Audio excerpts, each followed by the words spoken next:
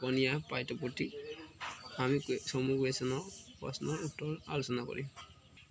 মগনীয়া কবি যতীন্দ্ৰনাথ দুৱৰা।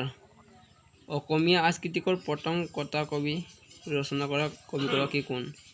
অসমীয়া সাংস্কৃতিকৰ প্ৰথম কথা কবিতা ৰচনা কৰা যতীন্দ্ৰনাথ দুৱৰা। 2 নম্বৰ।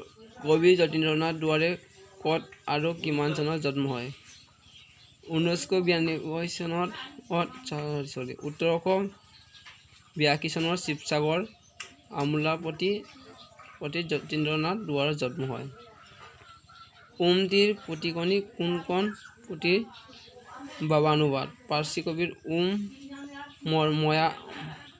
ময়াবাৰ ৰুবায়তৰ প্ৰথম অসমীয়া ভাষাত অনুবাদ কৰে দুৱৰাই। আৰু যতীন্দ্ৰনাথ দুৱৰাই কোনখন কাব্যগ্ৰন্থৰ বাবে সাহিত্য একাডেমি বঁটা লাভ কৰিছিল?